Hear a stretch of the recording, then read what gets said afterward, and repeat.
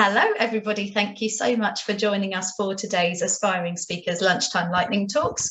Let me introduce myself first of all. For any of you who don't know me, my name is Abby. I work with the Aspiring Speakers and a number of other communities, all of which are completely free for our members and run by RecWorks.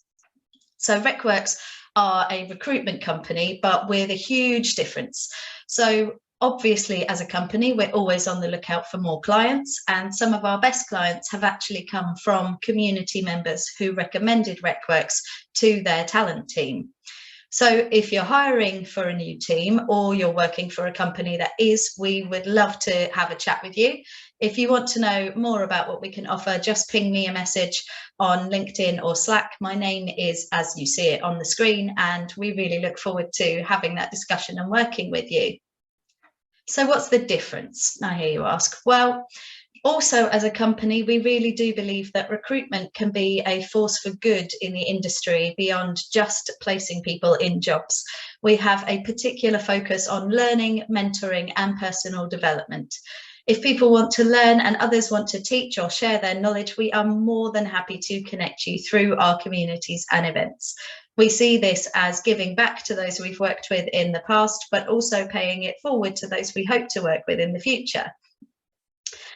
Again, if you want to know about any of our other communities, there are about 15 to 20 communities that we run, and they are all completely free. If you want to know about any of those, again, get in touch with me through LinkedIn or Slack, and we can take it from there. So we have 5 speakers for you today. I'm really excited to hear from each of them. I think we've got a great variety of topics and speakers for you. So with no further ado, I'm going to hand over to Zufar. Over to you. Hi, Abby. So let me start. Well, yeah.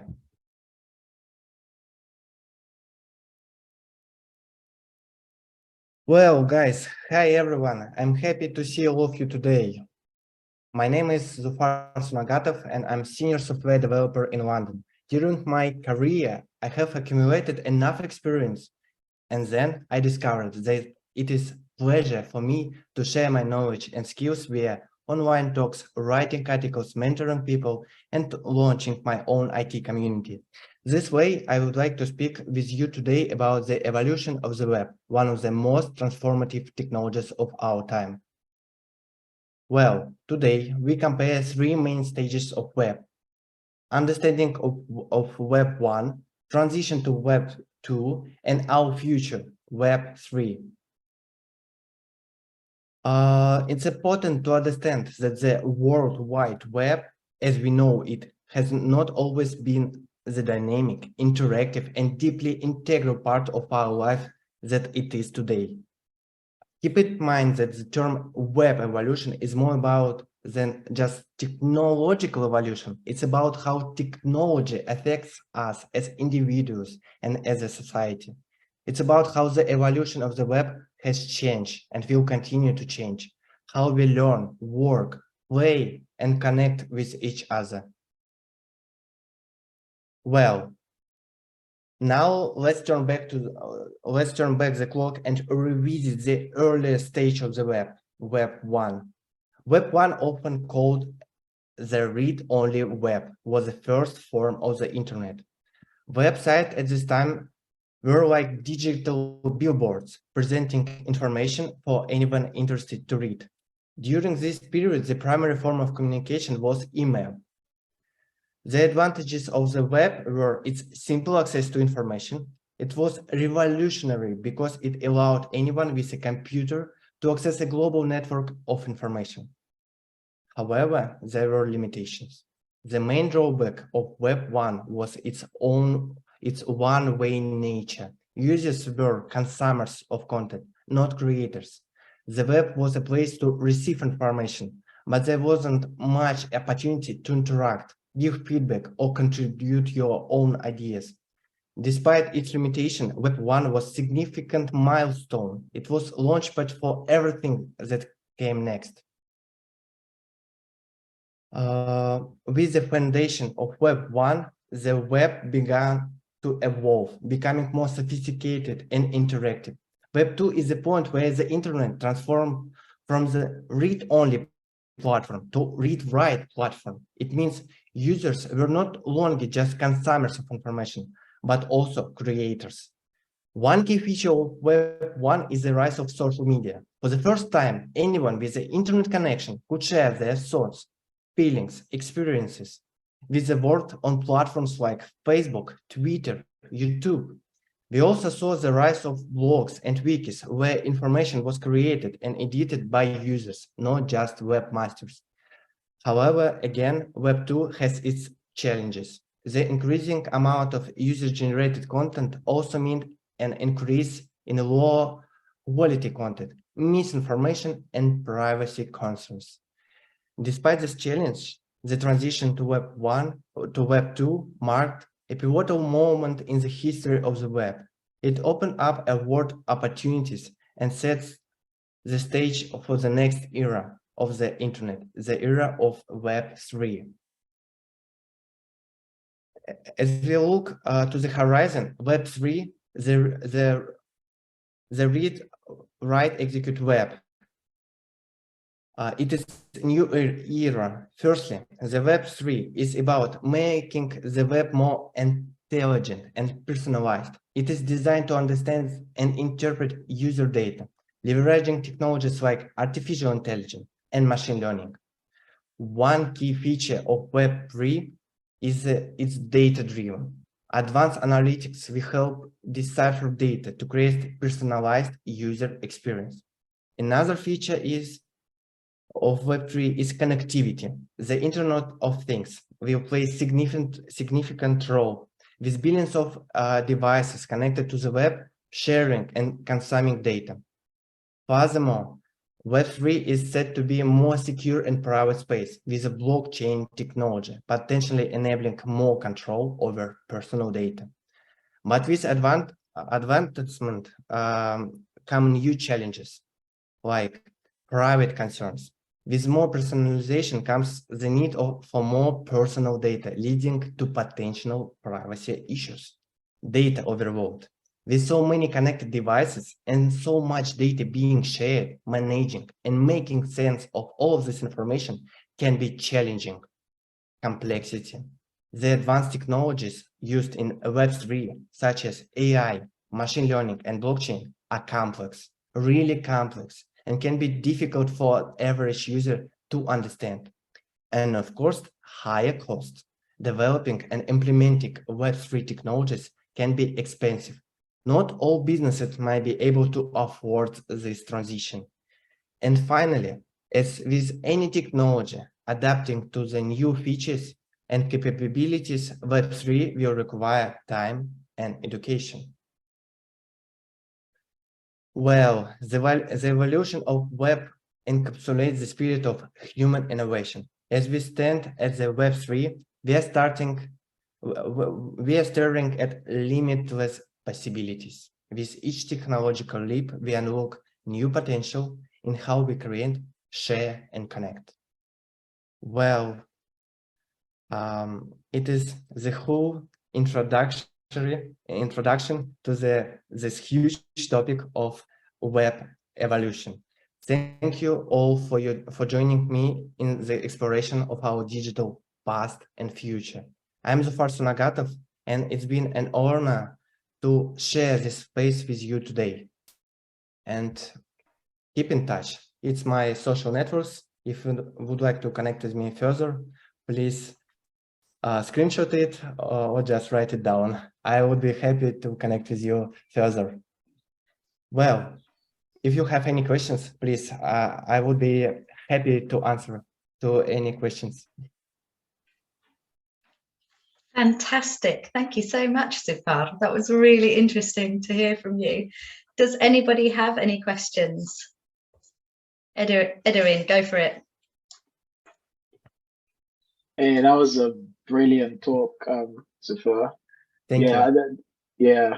I really like the way you walk through from Web 1 to 2 to 3. And the last slide you wrote there are new potentials for lots of things in Web3. You know, Yeah. I know everywhere you look at these days, you see ChatGPT and stuff. So please not mention that. But do you have thoughts on what you think those potentials are? What you know with Web3? You mean how ChatGPT is an example of AI is connecting with Web3, right? You could use that, but I was just wondering from your slides, you said there were lots of potentials. I was just wondering if you have example of those potentials. Yeah, but if ChatGPT is what you connect with there, I think no one gets tired of hearing about that now.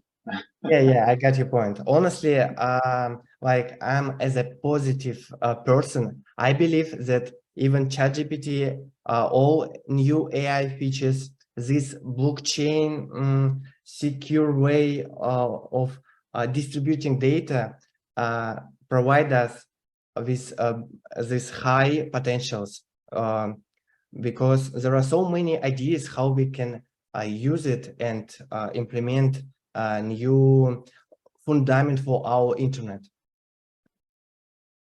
Sorry for this. Sorry for this enough abstract words, but it's really the beginning of Web3. No. I mean, your response was spot on. Yeah. So thank you for that. Thank you. Do we have time for another question? Oh, yeah, go on. Just Okay. one. So you've got to fight it out with Tom because he raised his hand too.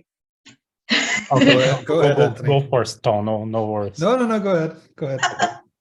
So my question is, there's, at least in my head, there is a little bit of confusion. You know, there is Web 3.0 and like I don't know, decentralization, things like Mastodon, Nostr, Solid from Tim Berners-Lee.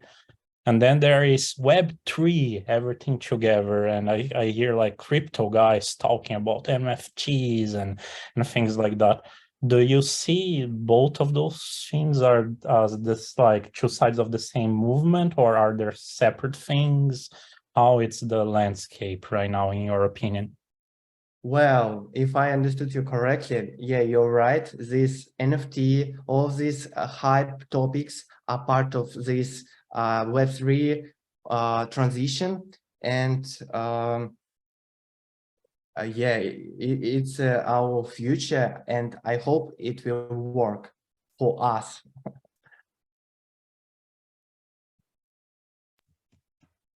Excellent, thank you. So like Zufar said, if you've got any further questions or you want to talk to him more, feel free to connect. I'm sure he's happy to chat. Next up, we have Lena. So over to you, Lena.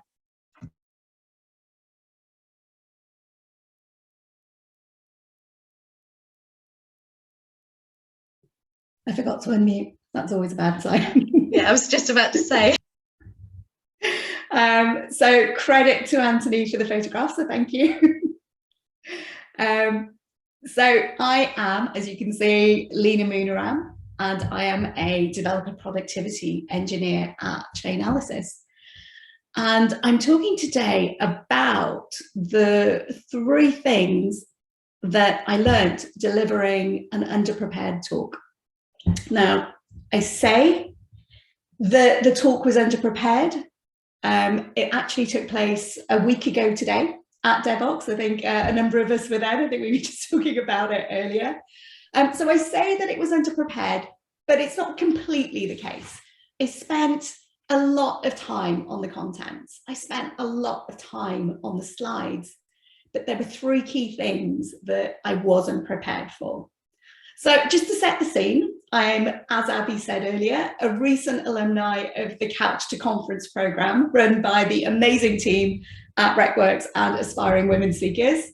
And on the 5th of April, Jade got in touch with me with a fabulous offer. So as part of their partnership with DevOps UK, they had a speaking slot for new and aspiring speakers available at the upcoming DevOps conference on the 12th of May. So fantastic. I'm always up for a challenge. And the challenge was to come up with the subject of the talk, draft the talk, do the slides in 5 weeks, no problem. 2.5 of those weeks, unfortunately, were already committed to annual leave for a family wedding, so maybe a little bit of a problem, but I did it. I prepped the talk and I delivered it. So yay, go me, and thank you very much for the opportunity. So today, though, I'm talking about the things that I didn't do and I didn't manage to complete.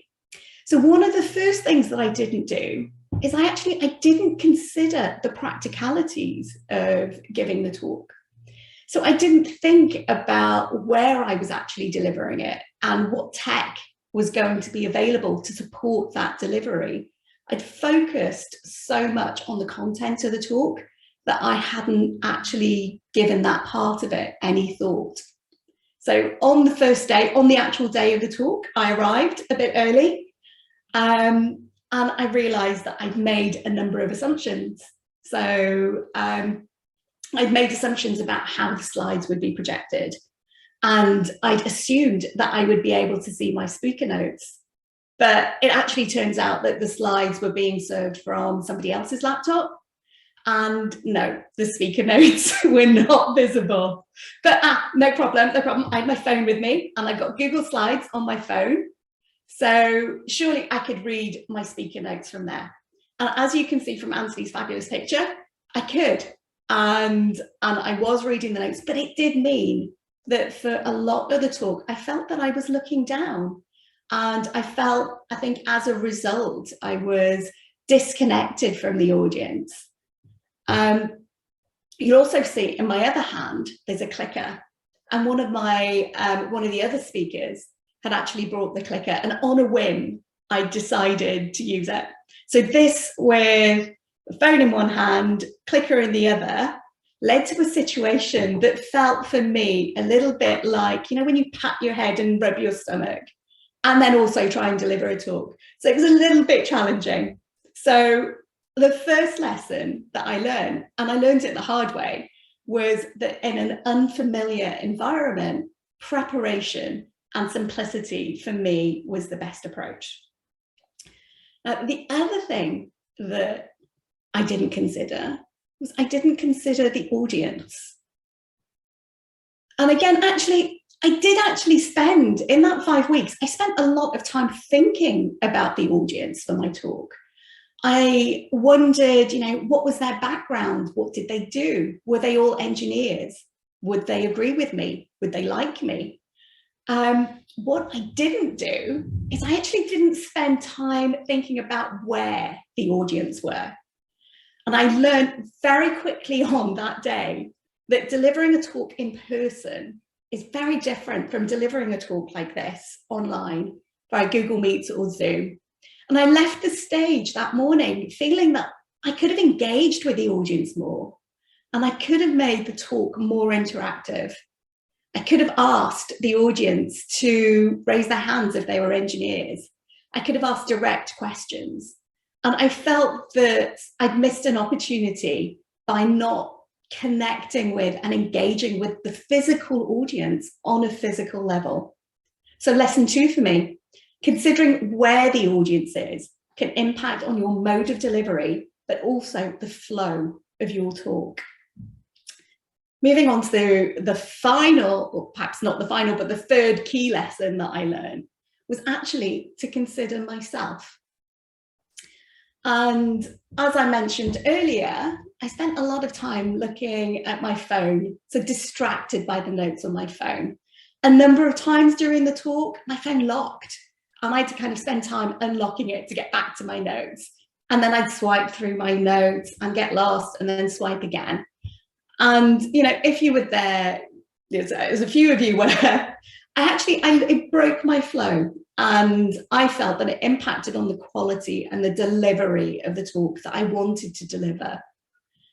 And at the end of the day, I'd actually sworn to go old school. I wasn't going to use tech. I was going to use paper index cards next time. But having spent the last week reflecting on it, I'm thinking now perhaps I should have just had more trust in myself to deliver the material that I knew that I'd written, and that perhaps that would have worked better.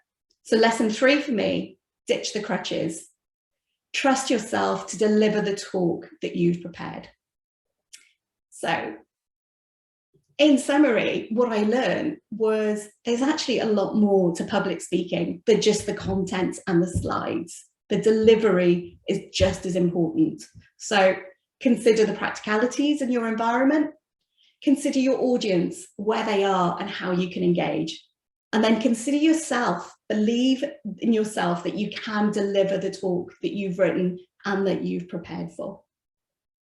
So thank you very much.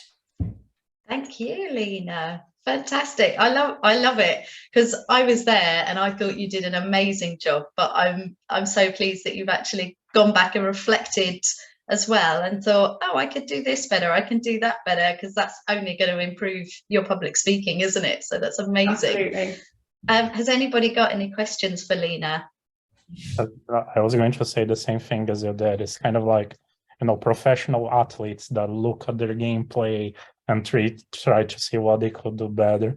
I also love the way that you presented things. One single slide, just like it was a good talk. I think that we have speakers at different, how can I say it? Different places in their journeys here. I consider myself kind of like mid journey. We have Ellen, which is an experienced speaker as well. So basically, what my question would be, how was it in terms of nerves? How was it in terms of, were you happy? Were you excited? How did you felt like giving your first ever talk at an event that's so important as a conference as big and important as DRAWBACKS? You know, it's pretty much, I think, hopefully what I said, which is it was an amazing opportunity, and one that you know I could never turn down the offer, but I was terrified, as a number of you could probably attest to, and really I think that's what some of the self-reflection is. It's if I'd prepared perhaps a little bit more, if I'd thought about the mode of delivery and I thought about the technicalities and I thought about just keeping it simple, it's then easier to deal with your nerves. I think having to deal with nerves and then complications doesn't help. That makes sense. Actually, I don't know, sorry, Ellen, but since you're here, does the nerves ever go away, or do you still feel the nerves after all of this time? They don't go away. The time between when they first kick in gets less. I don't really get nervous until I'm mic'd up now. That's when my heart rate goes up. But also, and I'm sure it was Venkat that said this, the minute you stop getting nervous, that's when you stop public speaking. Fair enough. The nerves are, you care, you want to do a good job. If you don't have the nerves, then maybe it's not the thing for you. Thanks. Yeah, thank you. I know a couple of you have raised your hands, but I'd really love to hear what the others have to say, if that's okay. But if you want to follow up with Lena, please do get in touch with her and she can answer anything else you want to. Or if there's time at the end of the session, I'll open the floor out for any questions you had that you haven't asked yet. That would be great. Thank you. So next up on our speakers list today is Jen. Over to you, Jen.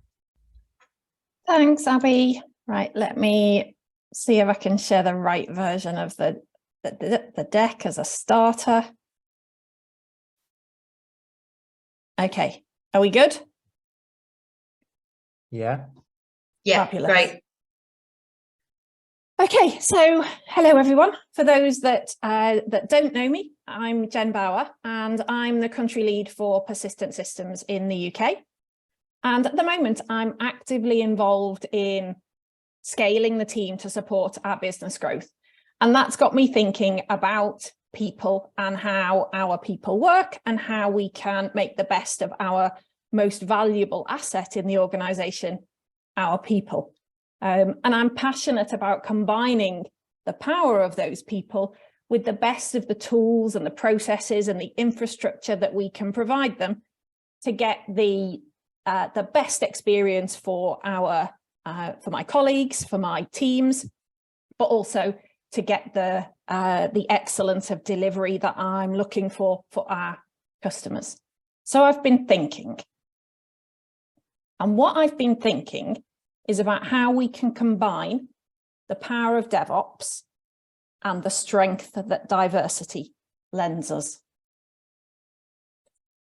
So let's dive into, let me find the slidey thing on this. There we go. Let's dive into the fascinating topic that brings those two awesome forces that I've been thinking about together, DevOps and diversity. And come with me for the next 5-7 minutes while we explore the exciting world of diversity ops, which is a new word I think that I've invented, but I shan't trademark it, so feel free to use it if you want it. And let's discover how these two can create magic in my organization, but hopefully in your organization as well. So we all know how DevOps has revolutionized the way we work, right? I think a lot of us are in the tech industry, so if we're not directly involved in delivering in a DevOps capacity, we'll certainly have heard about it. And we're thinking about collaboration, automation, continuous improvement, and they've become our go-to for delivering software awesomeness kind of across the world now. On the other hand, diversity rightly has gained recognition as a catalyst for innovation, for problem solving, and for improved decision making. But what if I told you that I think by embracing diversity, we can take our DevOps game to a whole new level? What happens when we combine those two things? And that's where the real symbiosis is that I want to talk to you about today. So let's kick things off by talking about how DevOps principles can actually drive diversity initiatives. You see, DevOps is all about collaboration, like I said, breaking down those silos and getting teams to work together. And guess what? Collaboration can be that secret sauce for inclusion. When we encourage diverse perspectives and we create that safe space for everyone to contribute, we unlock the true potential of diversity. Continuous feedback, again, I've already mentioned it, but it's another cool thing that DevOps brings to the table. And by providing regular channels for feedback, we can ensure that everyone's voice is heard. It's like a mega microphone for everyone. And regardless of the background or the role, the perspective that is brought, this feedback mechanism helps us to uncover biases. It can help us to improve our processes, and it can make everyone feel valued and included. And then automation. So if we're talking about automation, and everybody loves a bit of automation, it turns out that can also help us eliminate biases. There are tools that we can use to start to eliminate human error. We can introduce additional levels of fairness and consistency by stripping out that manual error. And we can have fairer hiring practices. We can have unbiased performance evaluations. And we can create more equal opportunities for more people. It's totally a win-win. But it's not just about DevOps driving diversity. What about the other way around? Diversity has got some serious superpowers that we can bring to the table too. So picture this, we've got a diverse DevOps team. We've used the tools, we have been continuously improving, we've collaborated. So we've got people from different backgrounds. We've got different experiences coming to the table. We've got different perspectives that we can draw on. And it's like having a squad of problem-solving superheroes. With their combined powers, they approach challenges from multiple angles and come up with potentially mind-blowing out-of-the-box solutions. And that's what I want for my customers. Additionally, diversity helps us to foster a culture of inclusivity, where individuals feel valued and respected and empowered to contribute their unique skills, their thoughts, their talents. And in such an environment, collaboration thrives and teamwork becomes more effective. People contribute more.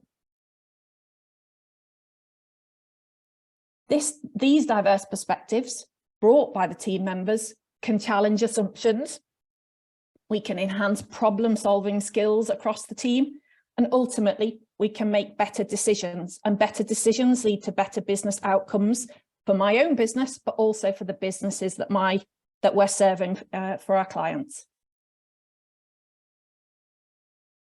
This isn't all theoretical though, although maybe I've made up the word. This isn't the first time that these two thoughts have been brought together. And there's a bunch of real world examples of organizations that have rocked diversity ops, even if they don't know that's what they're doing. These trailblazers, you've got to excuse me, but I'm part of the Salesforce community and that'll come up again later. So trailblazers is important. They've experienced increased innovation. They have got this mind-blowing problem solving that I've talked about. They have just supercharged employee engagement. And let's take a look at some of those examples. So the first, Netflix. It's known for its strong commitment to diversity and inclusion. They've implemented diversity ops through a culture of collaboration and continuous feedback within their DevOps teams. It's been well documented. And these diverse perspectives, they've created a safe space for innovation. And that's kept them a step ahead of their competitors. It's kept them at the front of their game. Atlassian, by eliminating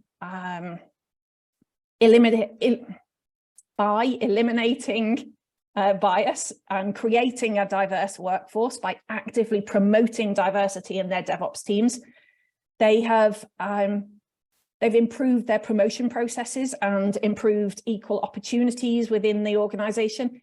And this approach has resulted in a more creative and inclusive work environment, and ultimately led to improved product development and my buzzword, back to customer satisfaction, improving outcomes. And then last on this list, last but definitely not least for me, Salesforce. Absolutely got a reputational advantage in the diversity and inclusion space in the industry, and they've implemented diversity ops from the ground up by absolutely making it one of their core business values. But it's not without challenge. It takes a commitment to overcome biases and to ensure equitable opportunities. It's complex. It requires leadership commitment, education throughout organizations, and a sustained effort to break down barriers and create the environment where diversity can truly flourish. So everyone, diversity ops is the name of the game. And that is the way to create a workplace culture that totally rocks. It's collaboration, it's continuous feedback, it's automation. And by leveraging DevOps to drive diversity and embracing the benefits of diversity to improve our DevOps practices, we can create a workplace that's not only more inclusive and equitable, but also it's more innovative and ultimately more high performing for our customers. Thank you. I've added right at the end a couple of really interesting additional articles, so I'll pop those in the chat later if anybody wants to do a little bit more reading about this new phenomenon that is diversity ops. Excellent, Jen. Thank you so much. Does anybody have any questions? Lots of applause coming your way. That's always good. Oh, yeah, Tom, go for it. So, Jen, first of all, thank you for the talk. It's really inspiring. And thank you for sharing the links, by the way, because I'm very curious on diving a bit deeper and learning more. So on one of your slides, you mentioned that due to automation, we could be less biased. I'm wondering if you have any tips or tricks or some advice on how do we make sure that if we automate something that it doesn't carry implicit bias, because someone has to automate it.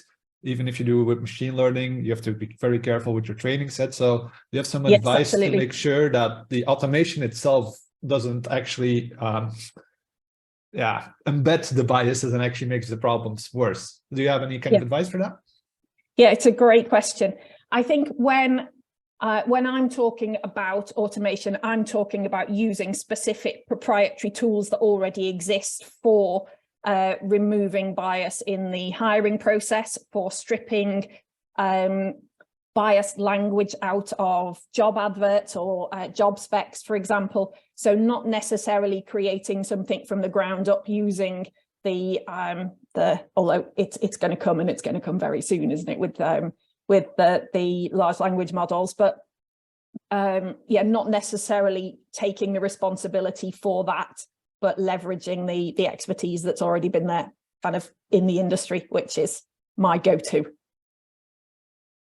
Okay, thanks. Fabulous. Okay, we're having such a variety of talks today. I'm loving it. I'm really excited to, just from what we've heard from each of you so far, and it's carrying on. So next we have Karthik. Over to you.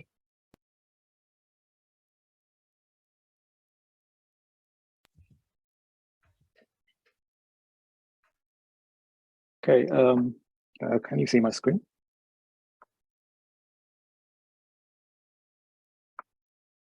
Yep. Yep.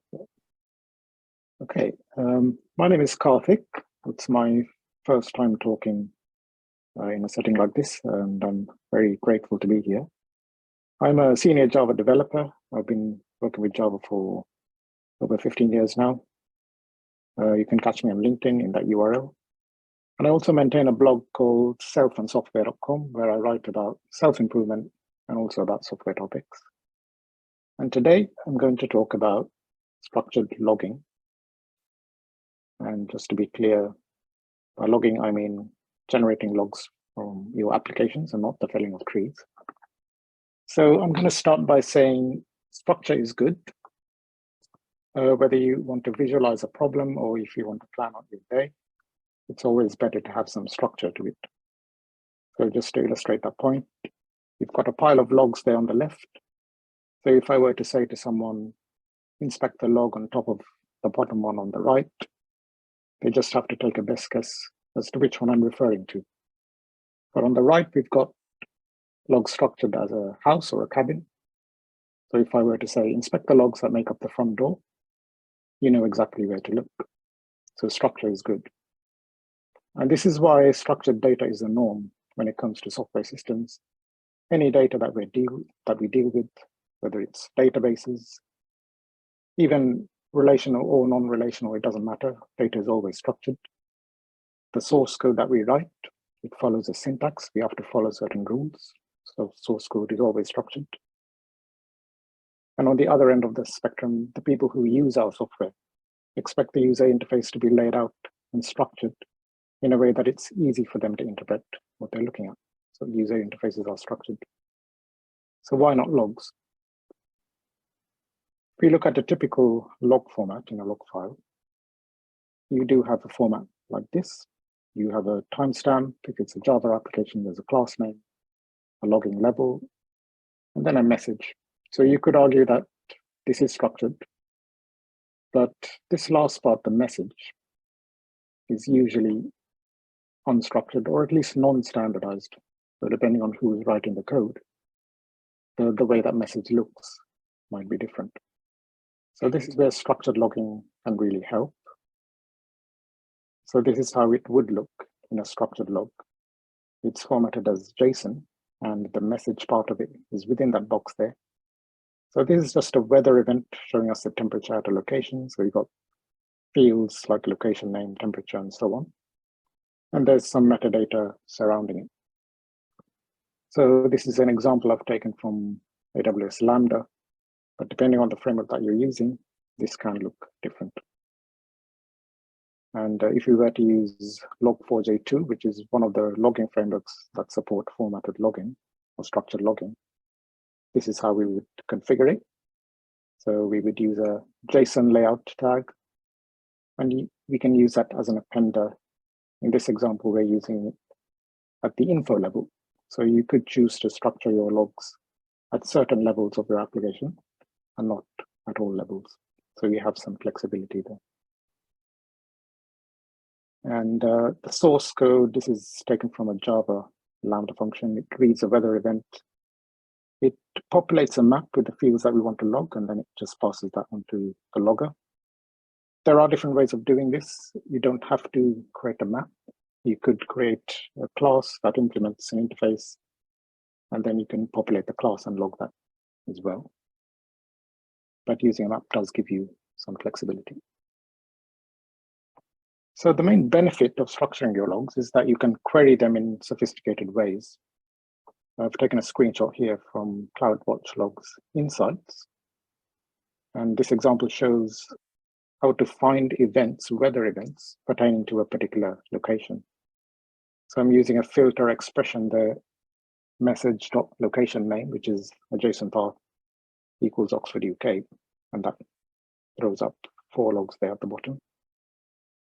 And I'm looking for London there, and I get 1 event. But this is just the tip of the iceberg. The way you can query structured logs, it's very sophisticated. You can do aggregations and a lot of analytics. So that's the main benefit of structured logs. It really comes down to one thing, which is enhanced log analysis, because the structure of your logs are consistent.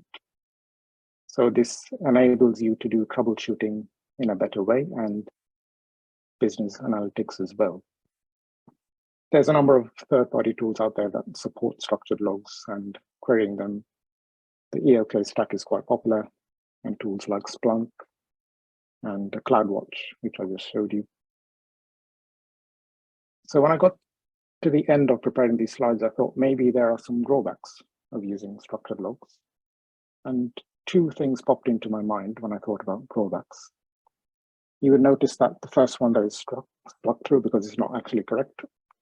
I thought that structuring your logs might increase the size of your logs, which might mean you need more storage and system requirements. But it turns out that's not really the case. It doesn't really make much of a difference to the size. And actually the structure makes it easier to index. So that's a positive and not a negative. But the second point there, I've said that it's sometimes difficult for humans to read, because it depends on what you're looking at. If you're just looking at a simple message, you want to know when something occurred, looking at a single line might be easier. But if it's a log with a lot of information, then it's better to have it structured. And sometimes it's also a matter of personal preference. Some people prefer to look at just simple lines of text. Some people may prefer to look at structured code or structured text. So I'm just going to end this by saying that with great structure comes great responsibility, just channeling a bit of Spider-Man there. And the reason I say this is that if you decide to use structured logs, it does make you think a bit more about, whenever you write a login statement, it makes you think more about what you're putting in there. And I think that's a good thing. So yeah, I'll end my presentation there. Thank you so much, Karthik. That was really interesting. I love the thread you had going through there about the logs. Like, the picture is going to stay with me every time I hear about that now. So that's excellent. Does anybody have any questions for Karthik before we move on? Oh, thank you, Karthik, for this really nice talk. There's something just very calming about seeing someone who has all of their logs in order. Yeah, for me, I have a slight disadvantage related to, you give the advantage of it makes you think about your structure. So for me, I'm someone who tends to overthink things, and I can spend nearly 10 minutes trying to decide, oh, what names or how should I structure this log? And for me, that's a bit of a disadvantage. Do you have any advice for someone like me? Yes, that's a good point. I was actually thinking the same thing. But what I would say to that is you may want to decide to structure only certain levels of your logs. If it's only error messages or only certain types of messages related to certain things, you can put some thought into those and just leave the rest of it unstructured. But you're right, there is a possibility to overthink these things. But I guess once you start using it and get more experience, And the you kind pressure of, that once it's there, it's there, and you won't be able to go back and change it. exactly, yes. Yeah. It does require some pre-planning, but I think as with anything, it gets easier with experience. Yeah. Wonderful, thank you. So on to our last but by no means least speaker of the day, and it's over to you, James. Okay, great.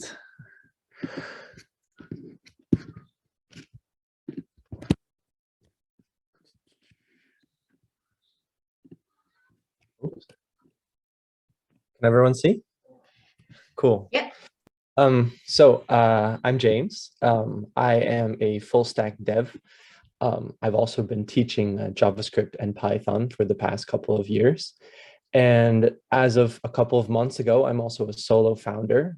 So I've given myself the challenge to speak every opportunity that I can this year, because I really need the opportunity to go and share what I'm doing and interact with people. And I'll get back to what I'm doing at the end of this. But yeah, the topic of this talk is building with LLMs. And yeah, this is something that you've heard a lot about.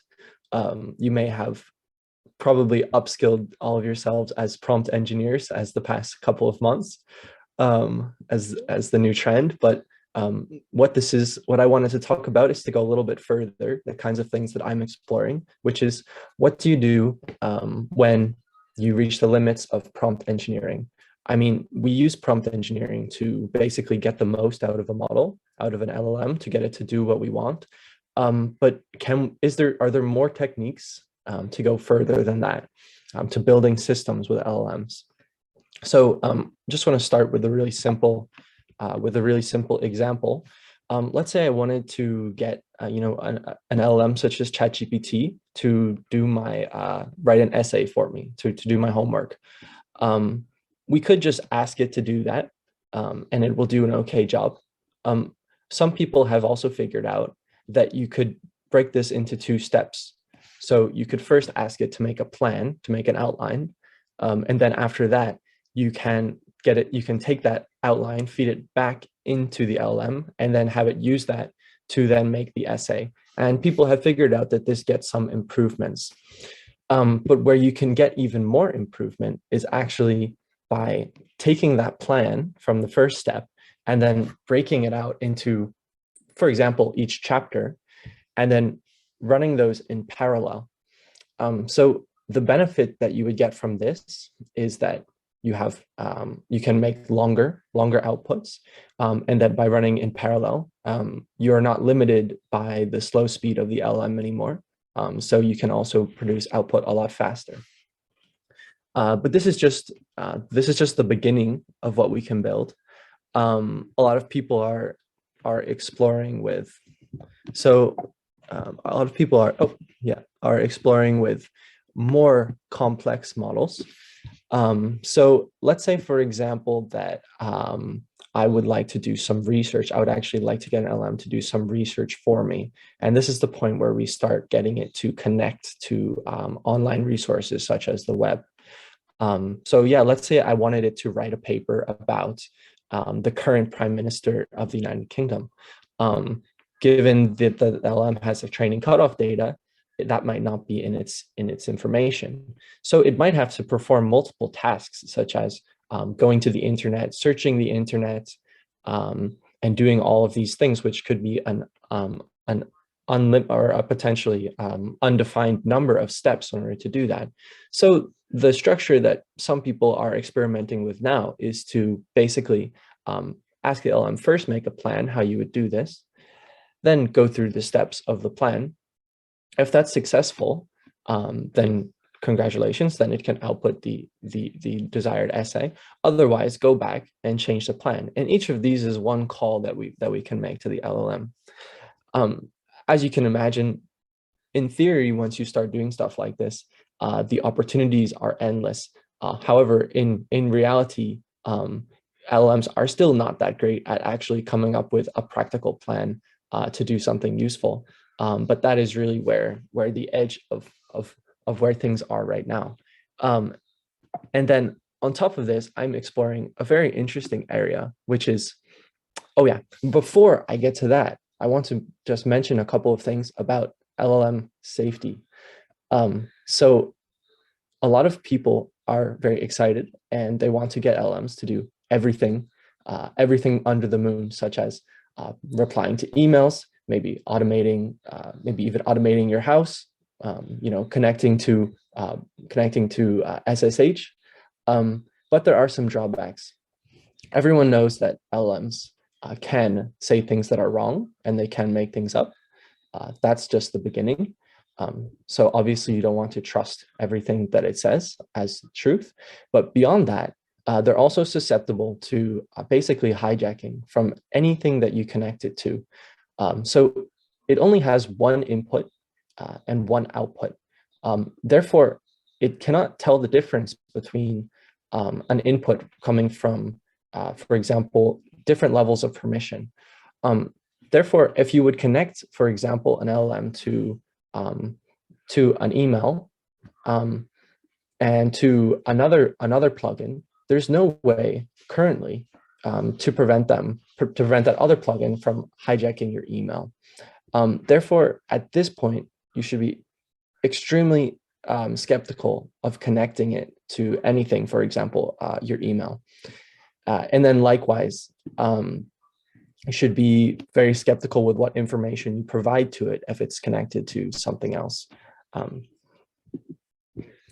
The other area that I'm exploring right now is using LLMs for code generation. So there's a common benchmark called human eval. And why is it called human eval? Well, this is 163 examples of Python functions that have been handwritten by people. And they're handwritten by people, so not taken off of the internet, because the LLMs have been trained off of the internet. Therefore, if you ask it to complete a task, which it already has in its training data, this is not really a good evaluation of the LLM. You want to know if it can solve original programming problems. So this is the standard training data set. It's 163 Python functions that were written by people originally, including, it's sort of like a programming test that you might get if you would go for an interview. And the striking thing, you may read about all of the different code generation models that are out there right now. The striking thing that you might realize is that, GPT-4 and GPT 3.5 are doing relatively well in this, at up to 67% accuracy, passing the tests. The best open source models right now are at 35%. So there's a huge gap right now between the open source and the commercial models, the closed source models. And that's why we are basically depending currently on those closed source models to do the most innovative things. There's just a few things that you can do. There's a lot of things actually that you can do to improve these benchmarks. You can sort of get them to produce many sort of random solutions and then pick the best one. You can have it generate a solution, then correct it if it's wrong. And then you can change the prompt and you can feed a lot of useful information into the prompt, such as documentation that it might not have access to. So this is the area that I'm exploring right now, and I find it really, really exciting. And the reason why I find it so exciting is partially because of what I've been building right now. And this is just something that I started for myself. But now I'm testing it with some other developers, and it's basically a tool that would connect to Git, and you can give it some prompts. For example, I want to make an app that makes doodles, for example, and it will try and use the code generation technology out there to generate some code, and then it will actually create the app. But then where this becomes more interesting is that I'm actually using it to make changes to repositories.